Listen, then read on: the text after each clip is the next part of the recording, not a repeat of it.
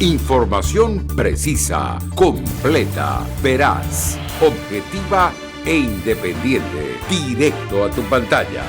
Voz de América en RCR 750.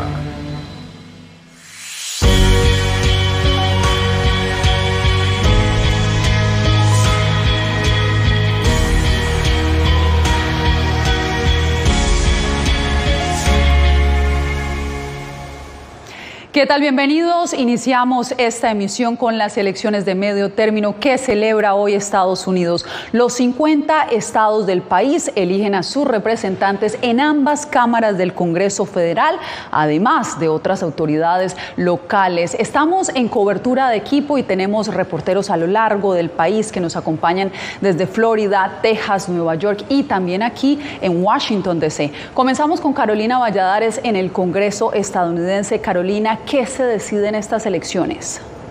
Hola, ¿qué tal? ¿Cómo estás, Yasmin? Pues se eligen puestos públicos, tanto a nivel federal como a nivel estatal. Se elige la composición total de la Cámara de Representantes. Son 435 representantes que están en juego, asientos en el día de hoy, también un tercio de la Cámara Alta, en total 35 senadores, pero insisto, no solamente a nivel federal, sino también a nivel estatal, es que se eligen 36 gobernadores, además, por supuesto, de secretarios de Estado y también fiscales generales. Mucho está en juego, insisto, a nivel federal y a nivel estatal en esas elecciones del día de hoy.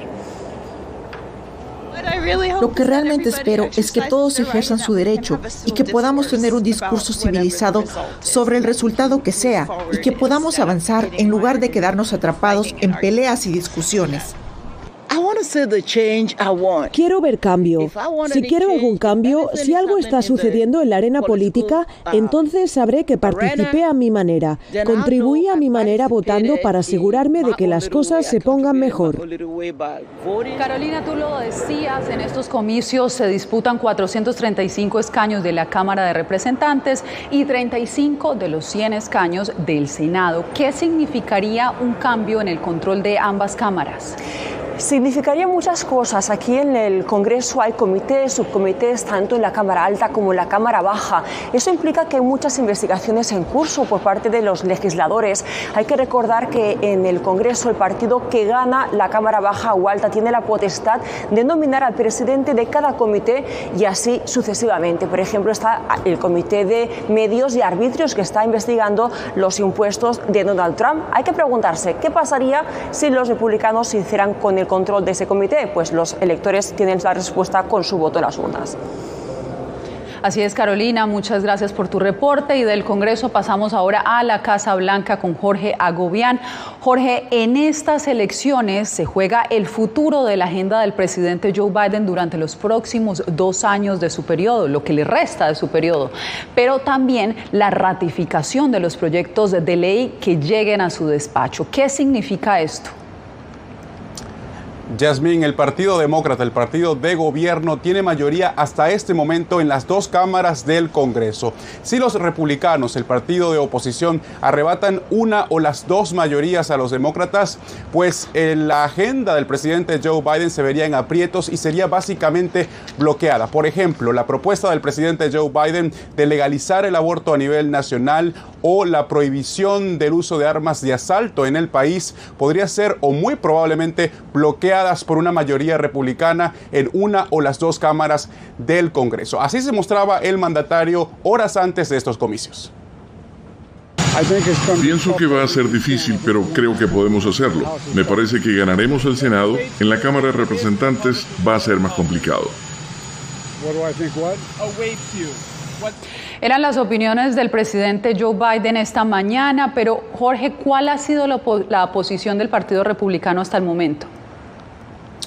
Los republicanos capitalizaron su campaña de meses con el tema de la inflación, la economía y el crimen en Estados Unidos. De hecho, son los temas que, según las encuestas, los estadounidenses están pensando en estos momentos en los que están votando, sufragando en estas elecciones de medio término en Estados Unidos. El presidente o el expresidente Donald Trump estuvo al lado de esta campaña durante meses, incluso la noche del día de ayer. Allí envió un mensaje al electorado, a la base republicana, republicana y mostró sus intenciones de posiblemente presentarse como candidato presidencial en las elecciones de 2024. Este es el año en que vamos a recuperar la Cámara de Representantes, vamos a recuperar el Senado y vamos a recuperar Estados Unidos. Y en 2024, lo más importante, vamos a recuperar nuestra magnífica Casa Blanca. Hay que destacar el nombre del expresidente Trump no está en la boleta en estas elecciones de medio periodo, pero el resultado podría influir en su decisión de participar como candidato en las próximas elecciones presidenciales de 2024. El 15 de noviembre anunció el propio exmandatario hará un anuncio de su mansión en Mar-a-Lago. Y finalmente también hay que destacar que llegamos a esta elección con un país altamente polarizado y con dos visiones de los dos partidos completamente opuestas que por supuesto estarán analizando y por supuesto opinando los propios estadounidenses en estos comicios. Así es, Jorge, gracias. Y el estado fronterizo de Texas juega un rol determinante en estas elecciones. Por eso vamos ahora con Laura Sepúlveda. Aparte de la incidencia a nivel federal, ¿por qué estas elecciones son importantes también en el ámbito local, Laura? Bueno, pues Yasmín, primero hay que destacar que Texas ha ganado 2 curules más en la Cámara de Representantes después de la redistribución de distritos, porque personas que vivían en Texas o que vivían en Nueva York o en California, por ejemplo, han venido a vivir a Texas. Ahora, cuando miramos el panorama específicamente local, vemos que hay 2 temas esenciales, tanto el aborto como la inmigración y, por supuesto, también las armas de fuego, como Jorge lo mencionaba hace un segundo, esto debido a lo que se registró durante el mes de mayo en la escuela de Uvalde, en donde 21 personas perdieron la vida. Estos son temas que son cruciales y es que ante esto debemos recordar que el actual gobernador Greg Abbott fue el primero que subió migrantes a esos buses para enviarlos a ciudades y estados santuario. Precisamente por eso son los temas centrales en estas elecciones y lo que hemos podido hablar un poco acá con las personas que han llegado hasta los lugares de votación es que muchos de ellos apoyan a su partido más que a un candidato en especial. Texas tiene una alta importancia en las elecciones de medio término, pues aparte de contar con 38 curules en la Cámara Baja, tiene un impacto económico que algunos expertos califican como determinante para el país. Texas tiene una de las economías más grandes del mundo. Es uno de los estados más grandes de Estados Unidos por población y masa de tierra. Es un buen ejemplo con gran población urbana, diversa y joven, y en donde ambos partidos compiten activamente para ver quién puede ser más elegible entre este grupo. Opinión que tiene el director de investigaciones de The Texas Politics Project con base en varias encuestas lideradas en el estado que cuenta con más de 29 millones de habitantes. La política que tenemos en Texas sobre temas como la seguridad escolar, como la educación, la energía ambiental, la justicia reproductiva, esas cosas tienen un efecto dominó en todo el país porque Texas es muy grande. Según destacan los expertos, frontera y economía son temas especialmente importantes para los republicanos independientes, mientras que violencia por armas de fuego y aborto son más importantes para los votantes demócratas. Algunos ciudadanos señalan que la opinión del partido con frecuencia determina su apoyo a un candidato. Definitivamente creo que es difícil encontrar información específica de los candidatos si no sabes lo que estás buscando. Así que muchas veces me dejo llevar por lo que está haciendo mi partido.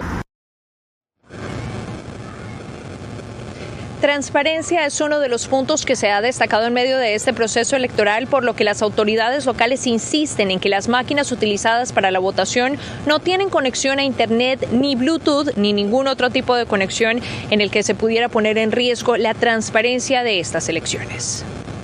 Es Laura Sepúlveda informando desde Austin, Texas. Gracias, Laura.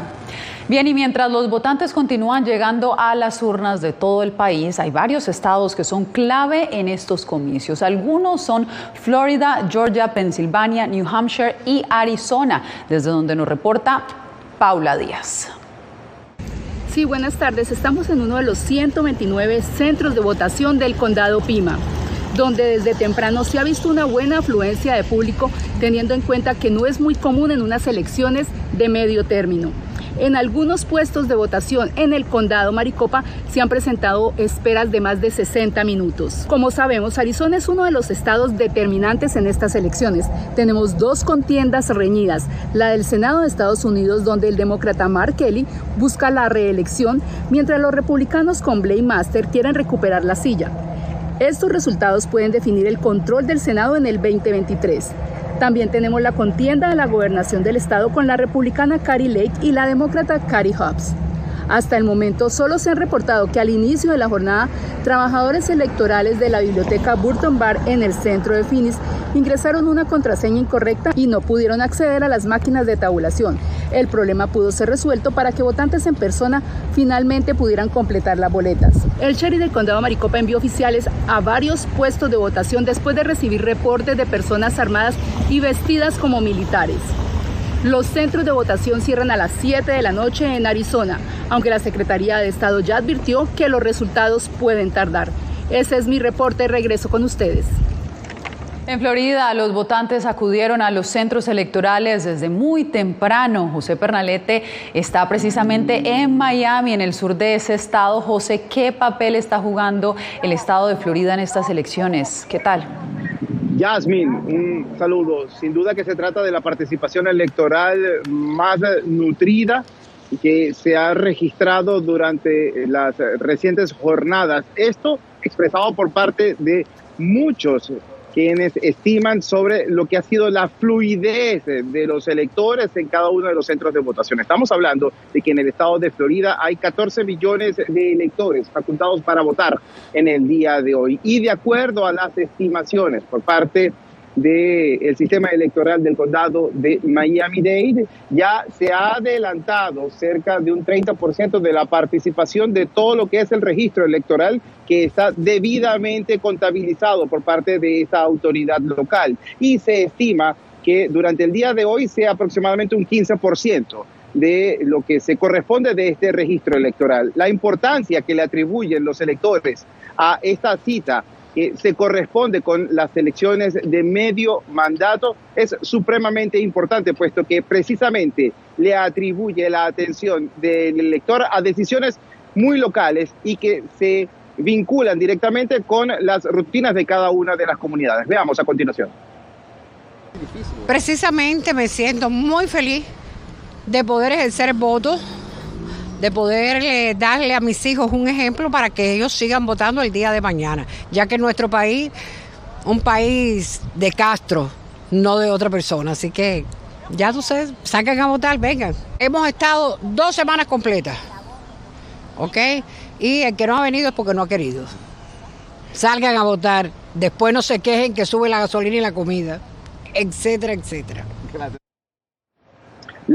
Precisamente la presencia de una manifestación ciclónica no ha impedido que las personas acudan a este centro de votación ni en el resto del sur de Florida. Yasmin.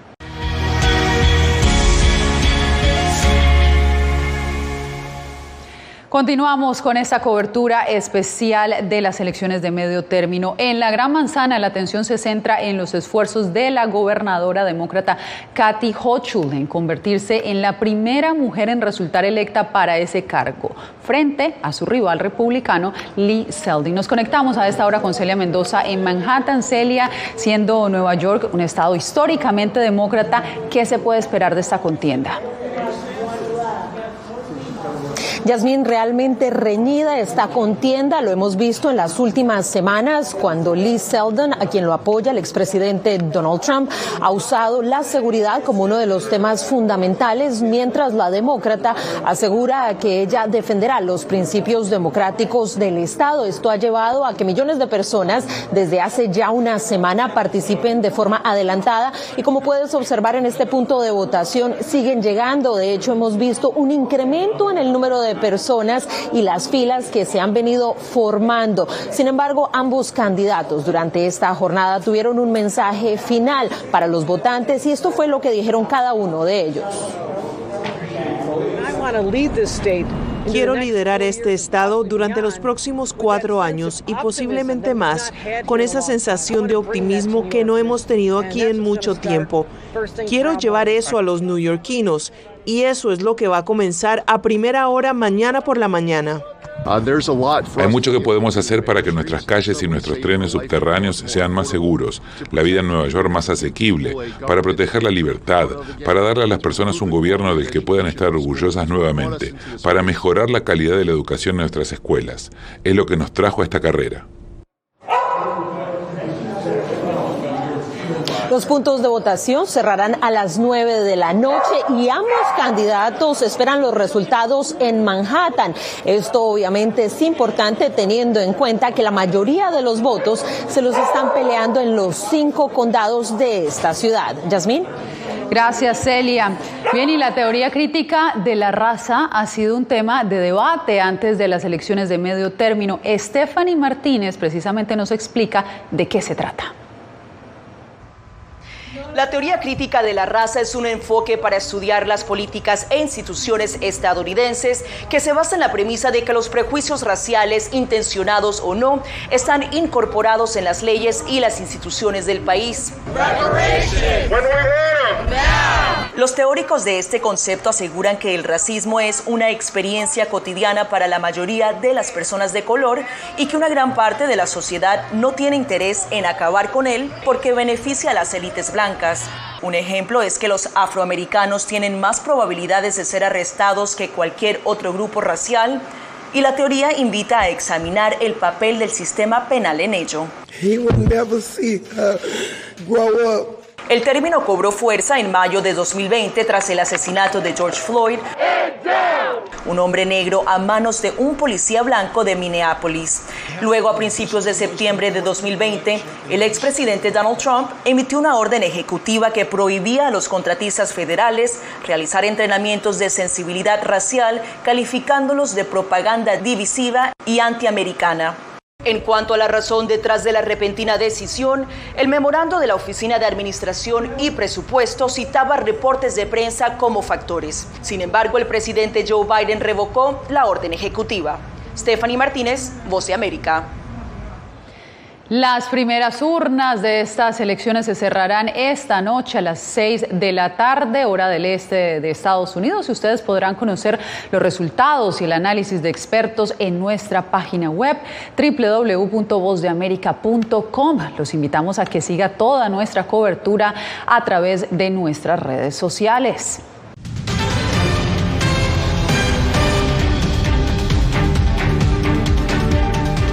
En Nicaragua, el partido del presidente Daniel Ortega logró todas las alcaldías de ese país en los comicios municipales del pasado domingo.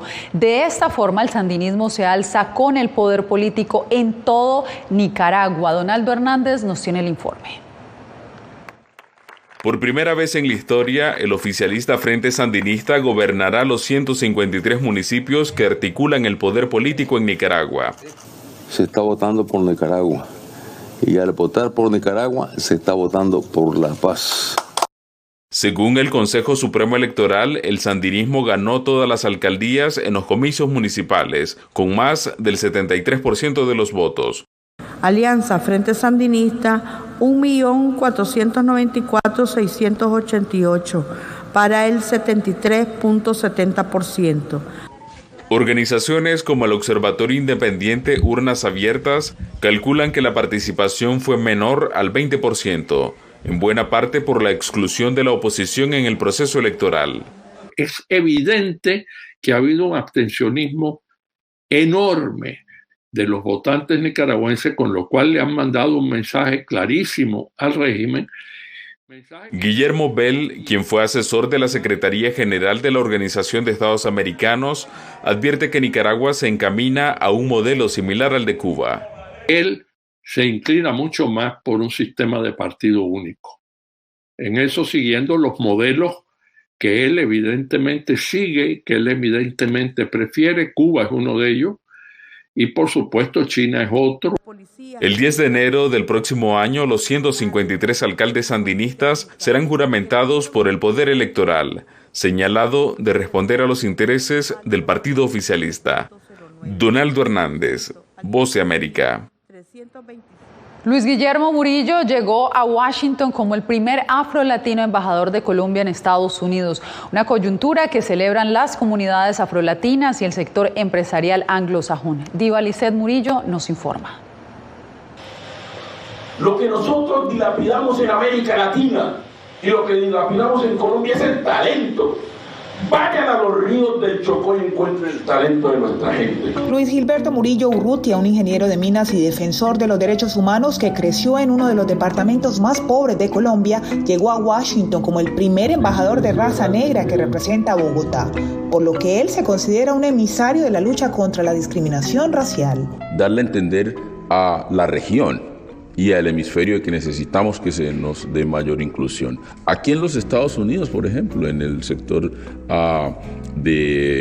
empresarial, en el sector político, hay avances, pero no lo suficientes, ¿sí? Para este líder afrohondureño, la posesión del nuevo embajador impacta positivamente a todas las comunidades afros en Latinoamérica. La inversión pública y privada para esos territorios colectivos que ha estado en la agenda de las comunidades nuestras por muchos años, va a tener un impacto en el tema de la educación. Ahora ya los niños en los kinders, las escuelas, incluyendo las instituciones educativas a nivel de las universidades, van a tener un referente. La intersección entre la etnia afro y la cultura latina también ha empezado a ser un foco para multinacionales como PepsiCo, que tienen presencia en Latinoamérica. Teniendo en cuenta que Estados Unidos, Brasil y Colombia son los países con la mayor población de personas afrodescendientes. En la agenda del nuevo embajador colombiano, además de ayudar a visibilizar a afrocolombianos en distintos campos, ya está en trámite un proyecto que busca eliminar la visa estadounidense para los colombianos. Diva Lisset Cash, Voz de América, Washington.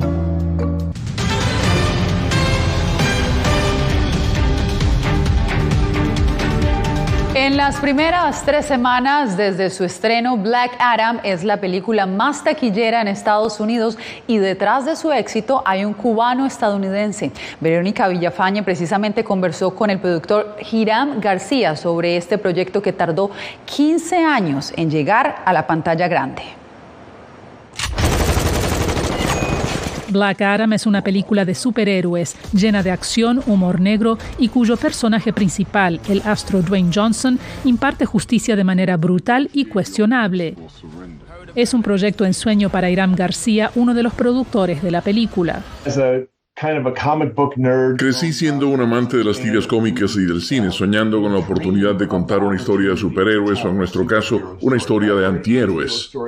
García es presidente de producción de la productora fundada por su excuñado y amigo, el actor Dwayne Johnson, y su hermana Dani. Él cuenta que a los 3 les tomó 15 años para llevar Black Adam a la pantalla grande. Ha sido una larga travesía, pero las cosas pasan por una razón y sentimos que este ha sido el momento adecuado para introducir Black Adam al mundo. García, quien ha sido productor de varias películas taquilleras protagonizadas por Johnson, afirma que es importante contar historias universales con una diversidad de personajes. Cuando miras Black Adam, ves un reparto muy diverso, representativo del mundo en el que vivimos y de cómo nosotros lo vemos. Dwayne es mitad samoano y afroamericano. Danny y yo somos hijos de inmigrantes cubanos, así que nos encanta representar el mundo en nuestros personajes de una forma muy divertida y poder contar esas historias. García dice que es gratificante ver la reacción positiva de la audiencia a sus películas. Lo que queremos es ofrecer 2 horas de escape de cualquier estrés en la vida de las personas. Que vengan al cine para divertirse y se sientan un poco mejor al salir. Ese es siempre nuestro objetivo. Verónica Villafañe, Voz de América, Los Ángeles. Cerramos con el eclipse total de luna de este 8 de noviembre, un evento astronómico único en el que se vio la luna pasar por completo a la sombra de la Tierra.